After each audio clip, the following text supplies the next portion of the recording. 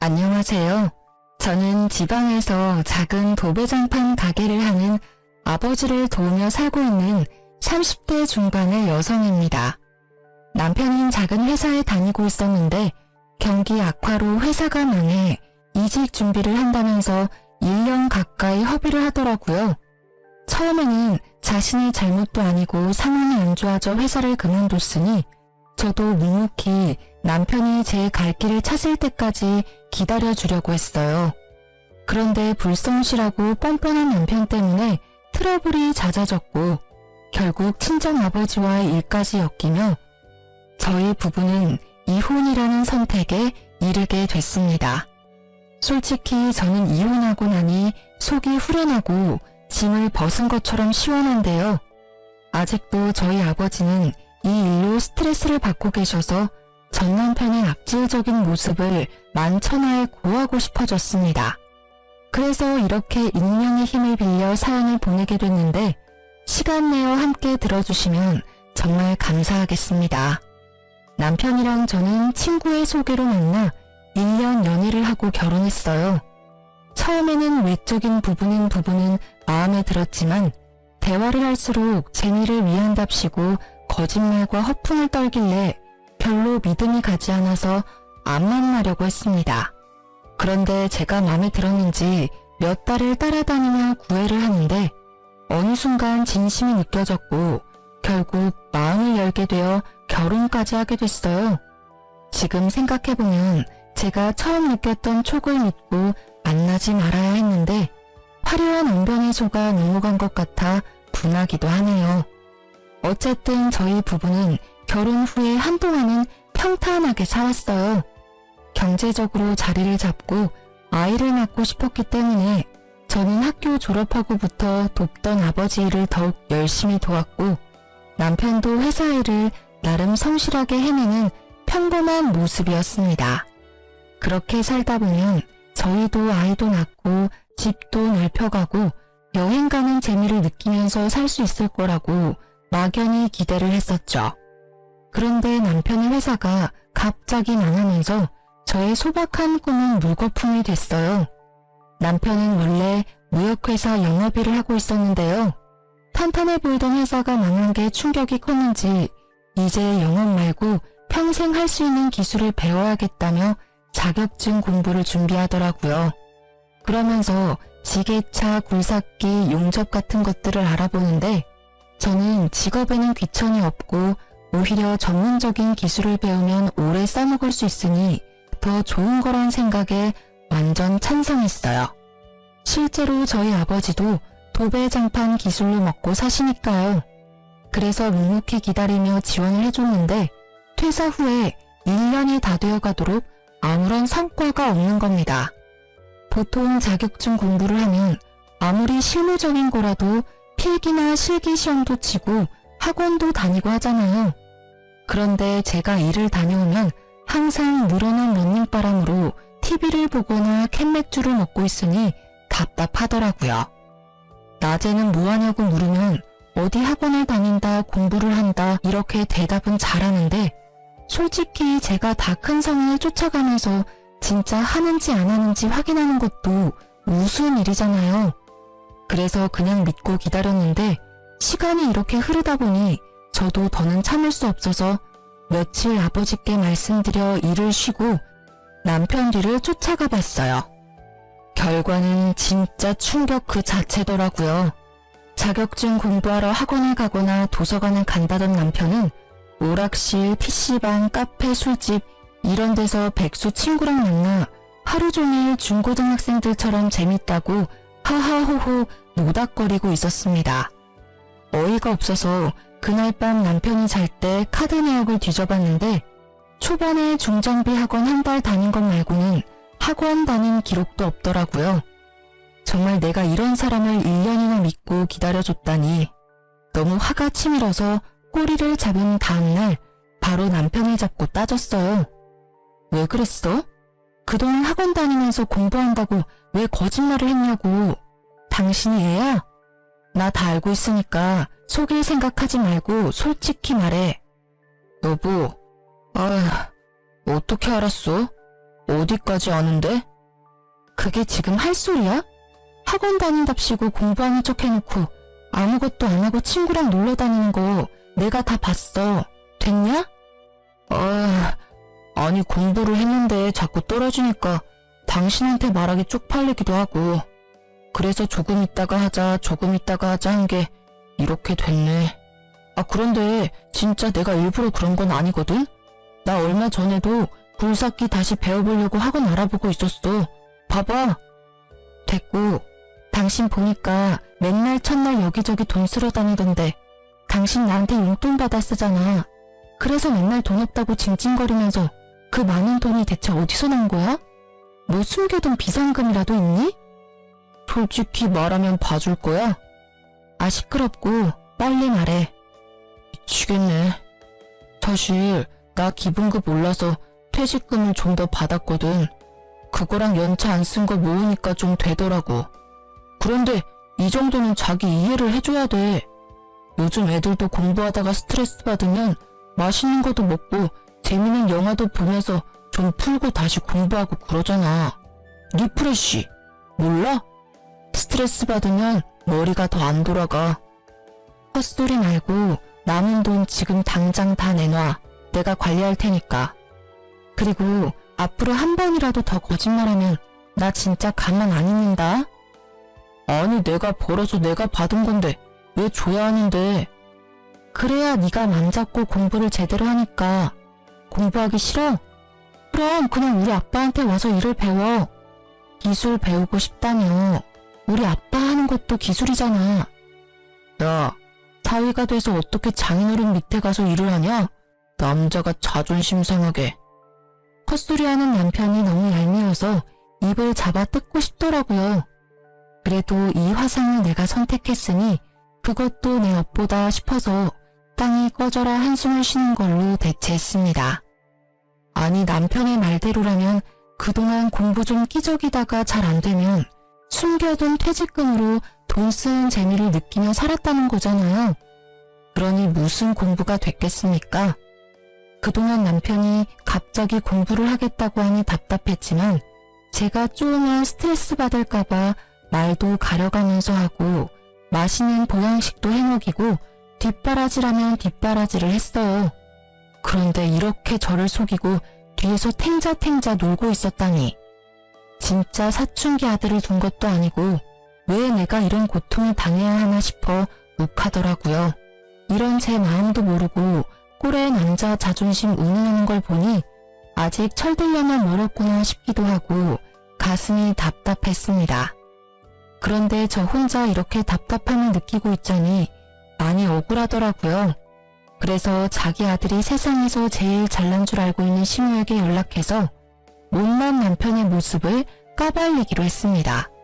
욕하면서 제 속도 좀 시원해주고 싶었고요. 그래서 보란듯이 전화를 걸었는데 시무 반응이 대박이었어요. 여보세요? 어머니, 저 너무 속이 답답해서 하소연 좀 하려고요. 무슨 일이냐? 집에 뭔 일 있어? 네. 그 1년 동안 자격증 딴다고 회사 일 안 구하고 공부한 거 아시죠? 그런데 알고 보니까 제대로 공부도 안 하고 맨날 놀고 있더라고요. 진짜 중고딩도 아니고 나이 40 다 되어가는 사람이 이래도 돼요? 저 너무 답답하고 속상해요, 어머니. 아유, 난 또 뭐라고. 우리 아들이 학교 다닐 때 얼마나 공부를 잘했는데 요즘 속이 좀 답답했나 보지. 뭘 그런 거 가지고 전화씩이나 하니? 그냥 믿고 놔두면 제 밥벌이는 다 알아서 할래야. 두고 봐라. 조금 있으면 너 걔 앞에서 이렇게 징징댄 거 후회할 거야. 징징이요? 너무 섭섭해요, 어머니. 아니 저한테 돈 없다 해놓고선 퇴직금 남겨가지고 그 돈으로 오락실 PC방 다니고 있었다고요. 어머니 아들이요. 그러는 동안 저는 뭐 했어요? 맨날 일하면서 없는 돈 쪼개서 어머니 용돈 드리고 필요한 거 사다 드리고 그랬잖아요. 그런데 제가 속이 안 답답하겠어요? 너 지금 나 용돈 준다고 유세 떠는 거니? 어쨌든 우리 아들이 뼈 빠지게 일해서 모은 돈으로 살면서 준 거 아니야. 그리고 네가 온전히 나한테 돈 준 게 몇 번이나 된다고 그러니? 아무튼 우리 아들 크게 성공할 팔자니까 조금만 더 기다려줘. 아유, 속 시끄러워. 끊는다. 어머니, 어머니! 최소한 미안해하지는 않더라도 부끄럽다는 반응은 기대했는데 황급히 전화를 끊어버리는 뻔뻔한 신호에 입이 쩍 벌어졌습니다. 남편은 옆에서 실실 웃으면서 콧노래를 부르더라고요. 요즘 세상에 남편들이 비상금 조금씩은 다 만들어둔다고 하지만 이직 준비한다는 명목으로 퇴직금을 종잣돈 삼아 미래는 아무것도 준비하지 않고 띵까띵까 놀았는데 이런 남편을 저보고 이해하고 더 기다리라니 어이가 없더군요. 그렇게 남편과 냉전 상태로 몇 주를 보냈어요. 제가 도저히 마음이 풀리지 않아 투명인간 상태로 무시하고 남은 돈을 다 뺏었더니 결국 남편도 백기를 들더라고요. 짜증이 잔뜩 섞인 목소리였지만 그래도 고분고분 친정아빠에게 가서 일을 하겠다고 선언을 하는 겁니다. 저는 이제라도 마음먹고 무슨 일이라도 하겠다고 결정을 한 게 그나마 다행이라고 생각을 했어요. 그리고 다른 사람도 아니고 친정아빠랑 같이 일하면 장인어른이 남편의 사장이 되는 거니까 이 사람도 조금 더 눈치를 보고 성실하게 일을 하지 않을까 하고 기대를 했죠. 하지만 그 기대는 말 그대로 저의 착각이었습니다. 지금 생각하면 편안하게 일 잘하고 계시는 친정아빠에게 제가 똥덩어리를 한 짐 데리고 간 거였어요. 저희 친정아빠는 지방에서 작은 도배장판 가게를 했는데요. 규모가 크지는 않지만 제가 어릴 때부터 운영을 해서 단골도 많고 아름아름 소개로도 많이 일을 따고 있었어요. 친정아빠는 남편과 다르게 말없고 재미없다고 엄마가 항상 투덜댔지만 그만큼 소처럼 무식하게 일하는 성실한 분이셨거든요.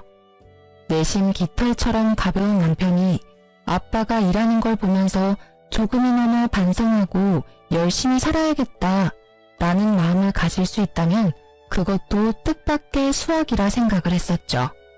물론 처음 며칠은 남편도 이 상황에 적응을 해야 하니 저와 함께 정시 출근, 정시 퇴근하면서 노력하더라고요.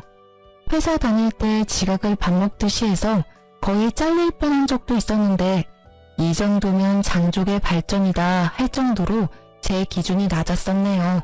아무튼 아침에 출근해서 아빠랑 같이 재료 보는 방법도 배우고 낮에는 직접 현장에 나가서 막내로 이것저것 심부름도 하고 작업하는 것도 배우면서 차근차근 따라가려고 하는 겁니다. 그 모습이 기특해 보여서 저도 집에 오면 고생했다고 비위도 맞춰주고 외식도 시켜주면서 진짜 아들처럼 부둥부둥 해줬어요. 그런데 저 속이고 1년이나 뒤에서 놀던 사람이 하루아침에 성실맨으로 바뀌기가 쉽진 않았을까요? 조금 시간이 지나고 나니까 일이 힘들다고 투덜투덜 대더라고요. 왜 또 죽상이야? 아 몰라, 너무 힘들어. 진짜 장인어른 왜 이렇게 빡세게 일을 하시냐? 사람이 하는 일인데 휴식 시간도 좀 주셔야지. 이거 봐봐, 나 손에 물집 잡힌 거. 하루 종일 땀 흘려서 기운도 없는데 손까지 말썽이고 미치겠어. 내일 하루 쉬면 안 되나? 어디 좀 봐. 아유, 이 정도 물집은 그냥 약 바르고 한숨 자면 괜찮아. 걱정 마. 그리고 이제 일한 지 한 달도 안 됐는데 벌써 이렇게 힘들어하면 어떡해. 몸으로 하는 일이니까 일단 힘든 건 각오하고 시작한 거잖아. 내가 생각해봤는데 장인어른이 너무 심해. 진짜 네가 하루 종일 천장 쳐다보면서 팔 안 뻗고 있어봐서 모른다니까. 나 팔 떨어져 나가는 줄 알았다. 젊은 사람 맞다고 여기저기서 일 시켜놓고 부려먹으려고 눈이 벌게져 있는데 와, 이 돈 받고 내가 이렇게 해야 해? 처음이니까 당연히 힘들고 돈도 작지. 그럼 사위라고 편한 일 하고 돈도 많이 받을 줄 알았어? 무슨 일이든 손에 익으면 편해지고 돈도 많이 버는 거잖아. 여보 그러려고 회사 그만두고 기술 배우겠다고 한 거 아니었어? 아 몰라. 그냥 나 돈 받는 만큼만 일할 거야. 쥐꼬리만한 돈 벌려다가 내 몸 다치면 장인어른이 보상해 준대. 어린아이 같은 남편의 불평에 헛웃음이 터졌습니다. 이렇게 나약해 빠진 사람이 무슨 기술을 배우겠다고 호언장담을 한 건지, 진짜 이 사람을 믿고 평생을 살아도 되나 하는 의구심이 들 만큼 한심해 보이더라고요. 물론 하는 일이 힘들고 체력적으로 지칠 수는 있습니다. 그래도 정말 의지만 있다면 정신력으로 이겨낼 수도 있고, 또 저희 친정아빠에게 진지하게 고민 상담하면서 일을 조율할 수도 있는 문제라고 생각했습니다. 그런데 남편은 힘들다면서 무조건 일을 쉽게 하려고 하고 돈이 작다는 핑계로 뺀질뺀질거리는 게 너무 눈에 보이더라고요. 옆에서 지켜보는 제가 봐도 툴툴대는 게 티가 나는데 하루 종일 같이 일하는 현장 분들이 좋아할 리 만무했습니다. 심지어 몰랐는데 남편은 같이 일하는 직원분들에게도 저희 친정아빠의 뒷담화를 어마어마하게 하고 있었습니다. 나중에 한 직원분이 퇴사를 하며 말해줘서 알았는데 진짜 사위 맞냐고 몇 번이나 물어볼 정도로 심하게 뒷담화를 했더라고요. 그냥 잘 모르는 일반 어른한테 해도 싸가지 없다고 할 정도의 발언을 사장이면서 장인어른인 사람을 대상으로 서슴지 않고 해대니까 곁에서 듣던 직원들도 기분이 안 좋았던 것 같습니다. 그러다 오랜만에 친정아빠가 회식을 주도해서 직원분들이랑 다 같이 고기를 먹으러 간 날이었어요. 오랜 단골집이라 서비스도 많이 나오고 화기애애하게 단백질 보충한다면서 좋은 분위기를 즐기고 있었죠. 고기에 술이 빠질 수 없다면서 소주랑 맥주도 거하게 시켜서 소맥도 말아먹고 식당에 있는 노래방 기계로 노래도 하고 그랬어요. 저희는 괜히 장인, 딸, 사위가 한 테이블에 앉기가 좀 그래서 다른 분들이랑 어우러져 떨어져 있었거든요. 그런데 갑자기 남편이 있는 테이블에서 큰 소리가 나는 겁니다. 야, 너 지금 뭐라고 그랬어? 이 새끼가 어른한테 못하는 말이 없네? 왜 이래요 갑자기? 소리 지르면 단 줄 알아요? 아니 내가 사장님 사위라 해서 가만히 듣고 있었는데 이 새끼 말하는 뻔세 봐라. 그렇게 돈 잡고 일하기 힘들면 그냥 안 나오면 될 거 아니야. 왜 열심히 일하는 사람들 기운 빠지게 물을 흐리고 있어? 누가 분위기를 흐렸다고 그래? 그냥 조용히 대화하자는 건데 아저씨가 지금 좋은 분위기 다 흐리고 있잖아. 이거 반말도 안 해? 그래, 막 가보자 아주. 너 임마 갈 데도 없고 할 것도 없는 거 불쌍해서 일 배우라고 사장님이 배려해 준 거 아니야? 그러면 가만히 가르쳐주는 대로 배우긴 할 것이지. 어디서 장인이 고집도 세고 융통성도 없다고 나불나불대고 있어? 진짜 부끄러운 줄 알아야지 젊은 사람이. 뭐라고? 이 아저씨가 미쳤나? 살펴보니 남편이랑 친정아빠랑 같이 제일 오래 일한 실장님 한 분이 고래고래 고성을 지르면서 싸우고 있더라고요. 이미 식당이 시끌시끌하던 소리가 쥐죽은 듯이 멎고 두 사람 싸우는 소리밖에 들리지 않았어요. 진짜 술에 취한 남편이랑 실장님이 주고받는 대화를 듣는데 너무 창피해서 얼굴이 빨개지던 거 있죠? 살짝 친정아빠 얼굴도 봤는데 이마에 주름이 잔뜩이었습니다. 부끄러움도 잠시 일단 진정하고 나오라며 남편의 팔을 잡아 끌었어요. 그런데 얼마나 무거운지 꿈쩍도 안 하더라고요. 진짜 미친놈아 제발 나와라. 궁시렁거리면서 부글부글 끓는 속을 다 잡고 있는데 실장님이 불쌍해 보였는지 한숨을 내쉬었어요. 그리고는 진짜 내가 딸내미 불쌍해서 참는다. 잘해라 좀. 하면서 남편 팔을 가볍게 한 대 툭 쳤습니다. 그런데 술 기운에 자격지심까지 발동한 남편놈이 이 터치 한 번에 이성을 잃었는지 갑자기 실장님 어깨를 퍽 치는 겁니다. 가만히 있을 성격의 실장님도 아니라 순식간에 주먹 다짐이 시작됐어요. 진짜 지금 생각해도 아찔하고 쥐구멍에 숨고 싶었습니다. 평화롭게 고기 먹던 회식 장소가 아수라장이 되고 여기저기 비명이 들리고 난리도 그런 난리가 없었어요. 나중에는 누가 112를 불렀는지 경찰도 오고 그랬더라고요. 죄송합니다. 뭐가 죄송해. 여보, 사과하지 마. 뭘 잘했다고 큰 소리야? 빨리 사과드려. 먼저 친 건 이 아저씨인데 왜 내가 사과를 해? 정말 오래전부터 배운 실장님께 너무 죄송했어요. 친정아빠한테도 이런 못난 모습을 보여 죄송했고요. 그렇게 남편이랑 저랑 서로 사과하니 많이 다투고 있는데 옆에서 가만히 앉아있던 친정아빠가 입을 여시더라고요. 최 실장, 내가 대신 사과할게. 내가 덕이 부족해서 그래. 돈 잡고 일 힘든데 내가 잘 못 챙겨줘서 이런 일이 생긴 것 같아. 그래도 내 사위인데 자네가 좀 더 참았어야 하지 않나? 자네도 사과해주게. 친정아빠의 말에 실장님이 절대 못한다고 화를 엄청 내시더라고요. 옆에서 듣는데 저도 이건 좀 아닌 것 같다는 생각이 많이 들었어요. 그런데 아빠는 사위가 먼저라면서 편을 들어주시는 겁니다. 그러자 실장님은 끝까지 사위 편을 들면 자기는 같이 일을 못한다며 자기인지 사위인지 둘 중 하나를 고르라고 최후 통첩을 날리셨습니다. 그런데 정말 놀랍게도 친정아빠는 사위는 평생 안고 가야 하는 존재라며 뜻을 굽히지 않으셨고 결국 실장님은 다음 날부터 회사에 나오지 않았어요. 정말 친정아빠와 더불어 초기부터 일을 함께 해온 에이스인 분이라 제가 다 마음이 아프고 안 좋더라고요. 정말 이 거지 같은 남편 때문에 이게 다 무슨 일인지 너무 화가 나서 따지고 싶었는데 친정아빠는 끝까지 남편 편이었어요. 정말 사람이면 이 정도로 자신을 신뢰해줬으면 정신 차리고 열심히 배우려고 노력해야 하는 거 아닌가요?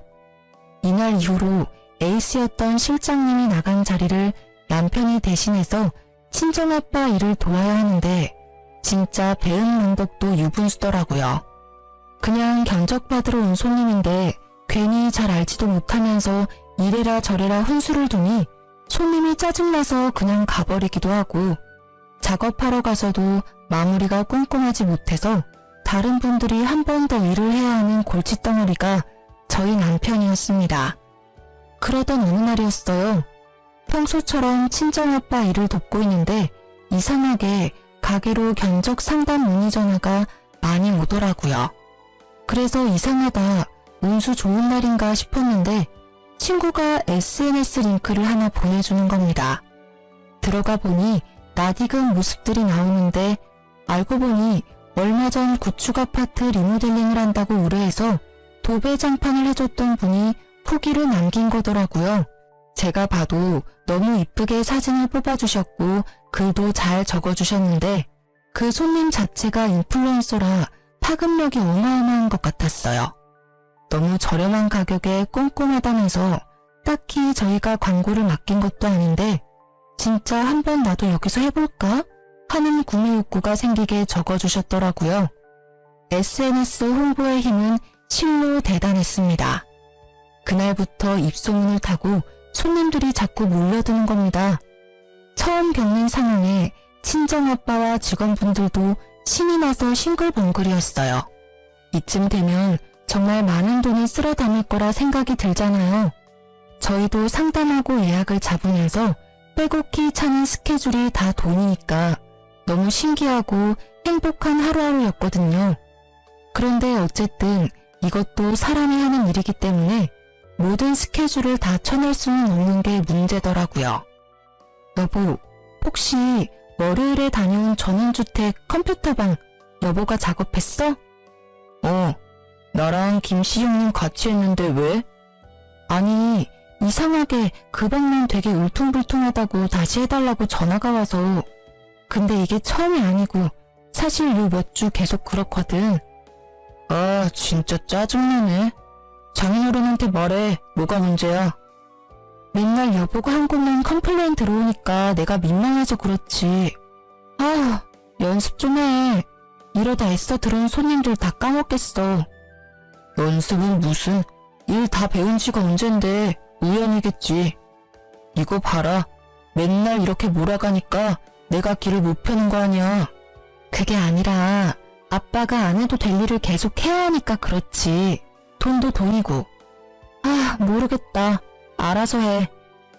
특히 에이스인 실장님이 나가고 나서 아직 한 명 묵도 못하는 남편이 그 자리를 메꾸기란 불가능한 일이었어요. 그래도 이 기회를 놓치긴 아까워서 억지로 남편을 데리고 일을 하니까 친정아빠랑 직원분들이 열심히 해도 능률이 안 나오고 남편이 한 부분만 맨날 이상하다고 컴플레인이 걸리는 겁니다. 그러다 보니 AS 해주고 컴플레인 들으러 다니는 친정아빠만 너무 힘들게 고생하는 것 같아서 죄송스럽더라고요. 이왕 시작한 일 제대로 좀 더 노력하고 연습하면 될 텐데 늘 대충대충 그 순간만 때우려는 남편에게 화도 났고요. 그래도 큰 소리 안 내려고 꾹 참고 있었는데 어느 날 걸려온 전화 한 통에 분노가 치솟았습니다. 평수가 작은 곳이라 남편과 보조하는 분만 간 손님집이었는데 자기가 고른 고급 장판 대신에 제일 싸구려 저가 장판이 깔렸다면서 엄청 화를 내면서 일단 와서 확인을 해보라고 하더라고요. 여보, 어제 2차 아파트 다녀온 거 기억나지? 거기서 와보라고 하는데 뭐 짐작 가는 거라도 있어? 아니, 작업 다 잘 끝났는데 왜? 무슨 문제 있대? 잘 모르겠는데 자기가 고른 거 말고 제일 싸구려가 깔렸다고 하는 것 같아. 어제 그 손님이랑 확인한 거 깔아준 거 맞아? 현장에서도 같이 체크했어? 당연하지.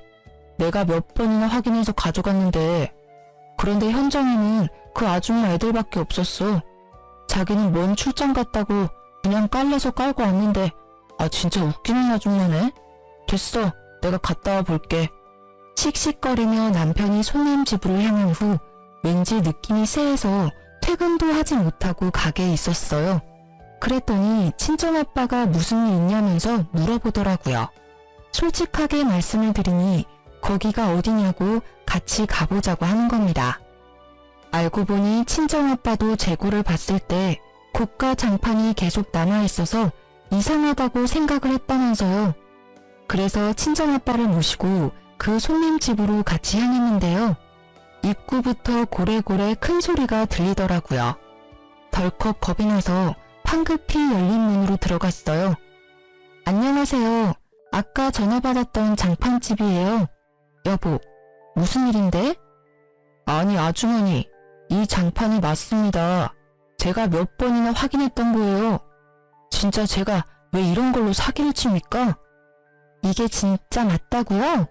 아저씨, 제가 바보로 보여요? 여기 사장님이시죠? 이것 좀 보세요. 제가 고른 문이랑 이게 같나요? 그리고 질감도 다르고 다 다른데 진짜 계속 우기면 맞는 게 돼요? 이거 완전 사기꾼 아니야? 사기꾼이라뇨. 말씀이 심하시네. 진짜 이거 맞으면 어쩔 거예요? 예? 여자 손님은 사기당했다며 고함을 지르지 남편은 아니라면서 억울하다고 부들부들이지 저랑 친정아빠만 중간에서 난감하더라고요. 일단 친정아빠가 그러지 말고 장판을 확인해보자면서 나섰습니다. 그래서 문제의 그 장판이 깔린 방으로 향했는데 웬걸 진짜 여자 손님 말대로 제일 저가 장판이 잘못 깔려있는 겁니다. 제가 봐도 손님이 말하는 무늬가 아닌 걸 알겠는데 어떻게 몇 달을 함께 일한 남편이 이걸 모르는지 대체 정신을 어디에 빼놓고 다니는 것이며 무슨 기술을 배우겠다고 설치고 다니는 것인지 모를 일이었습니다. 순간 우라통이 터지는 게 이건가 싶더라고요. 친정아빠도 진짜 땅에 꺼져라 한숨을 쉬면서 이 말을 짚으시는데 너무너무 죄송스러웠습니다. 또 사과는 친정아빠 몫이었으니까요. 죄송합니다.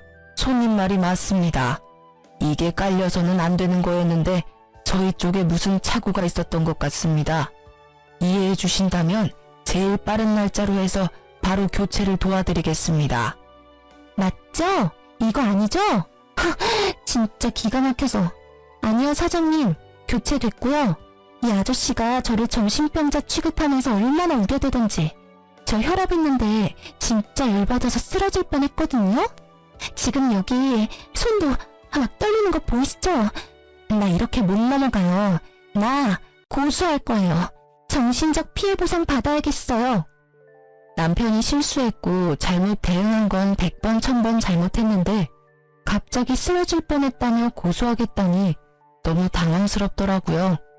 알고 보니 이 여자 손님도 인근에서 블랙 컨슈머로 진짜 유명한 사람이었어요. 고소한다고 난리 치는 거 입소문 나면 저희도 좋은 게 없으니 무마시키느라고 정말 공짜 장판 교체에 도배까지 새로 해주고 병원이라도 다녀오라고 병원비까지 쥐어주고 나니 이건 뭐 배보다 배꼽이 더 큰 상황이 됐더라고요. 문제는 이뿐만이 아니었습니다. 저희가 돈까지 보상해줬는데도 이 여자 손님이 지역 커뮤니티 카페랑 SNS에 장판가리에서 사기치는 곳이라고 글을 적어 올린 겁니다.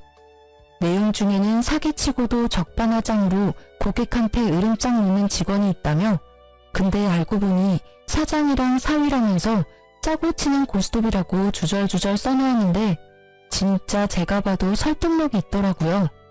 작은 동네라 조금만 관심 있게 지켜보면 어느 가게인지 다 알 수 있기 때문에 타격이 매우 컸습니다. 앞서 홍보의 힘을 제대로 느꼈다고 했는데 좋은 소문보다 더 빨리 퍼져나가는 게 안 좋은 소문인 걸 뼈저리게 깨달았죠. 결국 그 많던 손님들이 다 끊기고 단골들만 띄엄띄엄 연락을 해왔지만 푼돈이라 고정적으로 데리고 있던 직원들도 내보내야 했습니다. 그러니 결국에는 친정아빠랑 남편 둘만 남았는데 지질이 일 못하는 남편 데리고 도저히 작업이 안 되는 게 문제였죠. 이러다 가게 망할 판이다. 내가 우리 딸 꼬맹이 때부터 해왔는데 지금만큼 팔이 날린 적이 없었어. 이제 어쩔 거야? 죄송합니다, 장인어른. 근데 비 온 뒤에 땅이 굳는다는 말도 있지 않습니까? 지금 고비만 잘 지나면 또 단골이 있으니까 사람들도 금방 잊고 다시 시작할 수 있지 않을까요? 됐다. 나한테는 그런 좋은 말 해줄 사람 말고 진짜 일 잘하는 직원이 필요해. 예전 실장한테 전화해 줄 테니까 죄송했다고 일 좀 도와달라고 해라. 제가요? 장인어른, 저 너무 자존심 상합니다. 그 사람 많은 데서 저한테 화내고 소리치는 거 보셨잖아요. 제가 장인어른 하나뿐인 사위인데 저 욕하는 건 장인어른 욕하는 거예요. 모르세요? 네 자존심이 문제가 아니다. 나는 말만 번지르르하게 하는 사위는 필요 없다. 실장한테 사과 못하겠으면 그냥 네가 나가. 예? 저 나가면 누구 데리고 일하시게요? 네가 나가면 실장이 들어온다고 했어. 그냥 앞서 일은 다 잊고 살 테니까 조용히 나가서 이제 네 할 일 찾아서 밥 벌어먹고 살아라. 제발 부탁이다. 제가 지금까지 장인어른 뒤치다꺼리 하면서 어떻게 일해드렸는데 저한테 이러세요. 예? 진짜 치사하고 더러워서 나갑니다. 나가요. 어디 저 없이 한번 잘 먹고 잘 살아보십시오. 배은망덕도 유분수라고 친정아빠한테 버럭하는 남편이 원망스러웠어요. 그래도 이렇게 제 발로 나가서 다른 일을 하면 어쨌든 이제 친정아빠 가게랑 엮이는 꼴 안 봐도 되니까 바보같이 참았습니다. 남편이 가게를 그만둔 후 친정아빠는 실장님을 다시 모셔왔고 두 분이서 초심으로 돌아가 직접 발로 뛰어 영업하고 작업하시더라고요. 그러다 보니 워낙 평판이 좋았던 분들이라 곧 회복을 하긴 하셨습니다. 남편은 굴삭기 학원에 다시 다니고 싶다길래 제가 직접 끊어줬어요. 이렇게 조금 느리긴 해도 일상으로 돌아가나 싶었죠. 그런데 며칠 뒤 갑자기 큰 소리 뻥뻥 치고 나온 남편이 학원을 그만두고 다시 친정아빠 가게로 들어가야겠다는 겁니다. 갑자기 왜 또 이래? 아빠 가게에 반겨주는 사람이 누가 있다고? 그냥 지금 배우는 거나 열심히 배워서 빨리 일할 생각을 해 좀. 당신은 알고 있었지? 장인어른 알부자인 거. 나 사실 회사 장부 봤어. 무슨 소리야? 설마 내 컴퓨터 파일 훔쳐봤니? 미친 거 아니야? 무능하게 혼자 왜 그런 짓을 했어? 아니, 분명히 내가 나올 때만 해도 금방이라도 망할 것 같았는데 쉽게 안 망하는 게 너무 신기한 거야. 비결이 궁금하기도 하고. 그래서 좀 찾아봤는데 장인어른 숨겨둔 현금이랑 부동산도 있으시더만. 지금 가게에 있는 상가도 장인어른 거고. 이런 걸 왜 나한테 얘기를 안 했어? 그게 당신이랑 무슨 상관이야? 우리랑 아무 상관없는 돈이야. 이렇게 어려울 때 대비해서 우리 아빠가 한 푼 두 푼 모아두신 거라고. 그리고 혼자 관리하기 힘드니까 딸인 나한테 부탁하신 거고. 그래서 이렇게 말하는 저희가 뭔데? 뭐 콩고물이라도 바라는 거야? 안 되겠다. 아무리 생각해도 내가 장인어른 이렇게 외면하면 안 될 것 같아. 우리 장인어른 사업 더 잘 되게 도와드려야지. 하나뿐인 사위인데 내가 힘 닿는 데까지 도와드리는 게 사람 도리지. 아니 당신이 뭘 도와준다고 그래. 지금까지 아빠한테 패만 끼쳤는데 당신은 그냥 아무것도 안 하고 다른 일 하는 게 도와주는 거야. 몰라? 진짜 아무것도 모르는 3살 어린아이가 봐도 남편이 친정아빠에게 빌붙으려고 하는 걸 알았을 겁니다. 너무 속이 훤히 보이는데 아니라고 하니까 우습더라고요. 그래도 혼자 단꿈에 빠지는 것까지 막을 순 없으니까 이렇게 무시하고 있으면 양심껏 포기할 줄 알았어요. 자기가 그 가게에서 얼마나 많은 사고를 쳐댔는데 어떻게 그걸 물려받을 수 있을 거라고 생각을 하는지 제 일반적인 상식으로는 이해가 잘 안 가더라고요. 그런데 사람이 한번 헛된 꿈을 꾸니까 폭주 기관차처럼 그 생각에만 몰두해서 현실로 돌아오지를 못하는 겁니다. 이 와중에 손님 떨어진 가게를 수습하느라고 저렴한 가격으로 밤낮 없이 일하던 친정아빠는 결국 과로로 쓰러지기까지 하셨어요. 단순한 피로 누적이라고는 했지만 연세도 많으신데 이렇게까지 고생을 하시니 딸인 입장에서 너무 걱정스럽더라고요. 그래서 남편이랑 바로 용돈이랑 먹을 걸 챙겨서 병문안을 갔는데 이 눈치 없는 남편님은 거기서도 뻔뻔한 말을 계속하던 거 있죠. 장인어른 좀 괜찮으세요? 괜찮아. 링거 맞고 오랜만에 푹 쉬었더니 아무렇지도 않아. 별일 아닌데 괜히 너희 장모가 연락을 해서 걱정을 시켰구나. 아빠, 이번 기회에 일 좀 그만하고 푹 쉬어. 건강 챙기는 게 우선이지. 가게는 이제 그만 챙겨도 돼. 그래도 평생 일궈온 건데 계속 누워서 나몰라라 할 수 있나? 기운 차려서 빨리 또 일해야지. 일하던 사람은 계속 일해야지. 누워있으면 오히려 병난다. 에이, 장인어른, 연세도 있으신데 언제까지 일하실 수는 없잖아요. 그래서 말인데 이제는 저한테 좀 맡겨두시고 편히 쉬세요.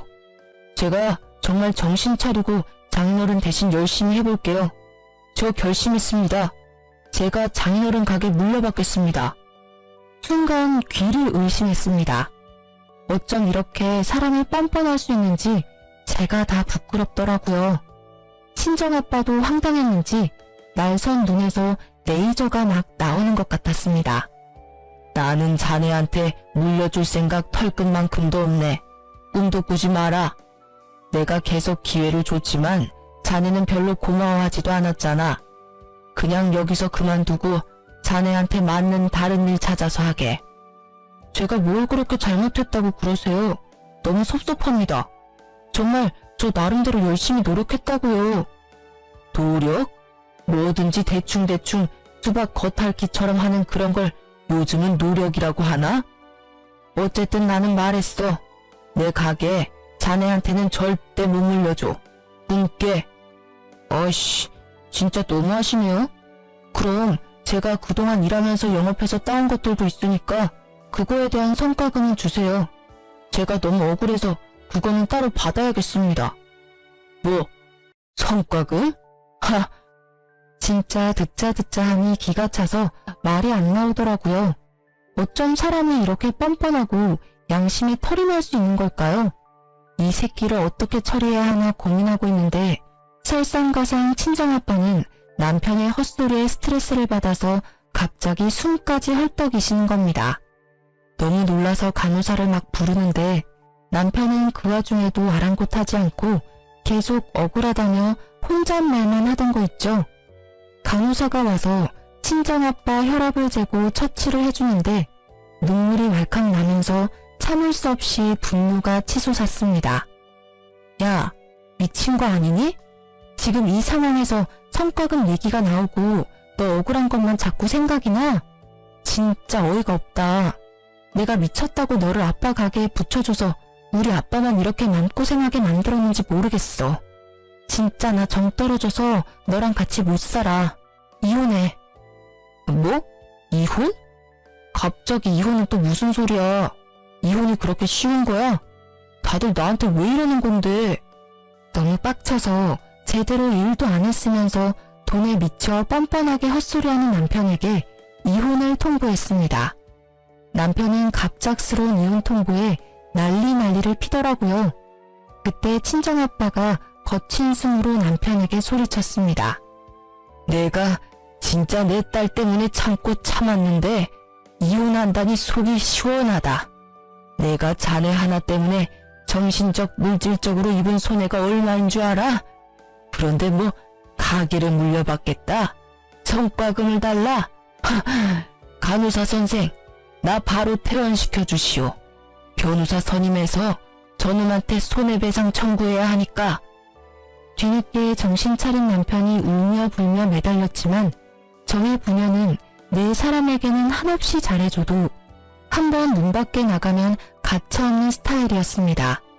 그래서 바로 변호사를 선임해서 이혼 진행을 밟고 아빠도 그간 가게 일을 같이 하면서 겪었던 일을 정리해 손해배상 청구를 하면서 뻔뻔한 남편의 행태를 고발했어요.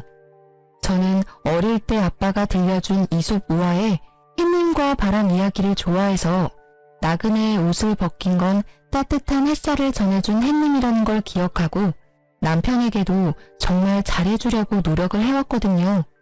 그래서 1년 동안 저를 속이고 탱자탱자 놀았던 것도 눈 감아주려 했고 친정아빠가 하는 가게를 무시하면서 마지못해 일하던 것도 이해하려 했어요. 그런데 그렇게 눈 감아주고 이해했던 결과가 이렇게 저와 친정을 빌붙으려고 하는 못난 남편을 만들 줄 몰랐습니다. 솔직히 작은 것에도 감사할 줄 아는 사람이었다면 저와 친정아빠가 이렇게까지 매몰차게 굴지는 않았을 거예요. 우냐우냐 하며 어쨌든 내 사람이니 품고 가려 했을 겁니다. 그런데 자기를 위한 배려와 존중도 알아채지 못하고 당연시하면서 계속 더 큰 것을 달라고 징징거리는 사람은 도저히 품지 못하겠더라고요. 결국 그렇게 저희는 이혼하게 됐고 저는 친정아빠에게 죄송한 마음에 더 열심히 일을 도우면서 작업하는 것도 배우고 있어요. 처음에는 여자가 험한 일 하면 안 된다고 하시던 아빠도 평생 먹고 살 귀한 기술이니 배우고 싶다는 제 말에 수긍하시면서 오히려 배울 자세가 되어 있으니 체격만 큰 전 남편보다 훨 낫다고 저를 칭찬하시더라고요. 그렇게 사이좋게 부녀가 일을 하고 있답니다. 전 남편은 들리는 소문에 아직 백수라 시모한테 붙어 산다더라고요. 시모는 잘난 아들이 다시 품에 돌아왔으니 기뻐하면서 지금쯤 생활비 한 푼 안 주는 40 다 된 아들 끼고 오손도손 떼볶으면서 잘 살고 있겠죠 뭐. 뭘 해도 잘 될 팔자의 아들이니 저보고 보석을 놓쳤다고 비웃을지도 모르겠어요. 그래도 하나 분명한 건 아들 때문에 1000만 원을 잃었다는 건데요. 남편은 저랑 이혼하고 친정아빠랑 소송을 진행했는데 결국 사업장에 피해를 입힌 게 입증이 돼서 1,000만 원을 물어주라는 판결을 받게 되었습니다. 그런데 개털인 남편이 갑자기 어디 그런 돈이 있나요? 결국 시모가 아들 앞길 막힐까봐 전세금을 빼서 줬다고 들었어요. 솔직히 그동안 친정아빠가 평생 일궈온 가게 망할 뻔한 거 생각하면 2배, 3배로 받아도 시원찮지만 뻔뻔한 남편과 아들밖에 모르는 시모에게 아주 적절하게 금전 치료해준 것 같아서 속이 후련합니다. 친구들도 모두 제 이야기를 듣더니 이혼 너무 잘했다며 위로해 주더라고요. 앞으로 100세 시대인데 피 한 방울 안 섞인 다 큰 성인 아들을 제가 왜 데리고 살면서 교육시켜야 하냐면서요. 제가 생각해도 저도 모자라 저희 친정아빠에게까지 남편을 가르쳐달라고 한 게 죄송스럽고 잘못된 선택이었구나 싶어요. 혹시라도 저처럼 아들처럼 철없는 남편을 두고 교육시켜서 데리고 살아야겠다는 분들 계시다면 뜯어 말리고 싶어요. 사람은 쉽게 변하지 않더라고요. 제 이혼 이야기는 여기까지입니다. 들어주셔서 감사해요.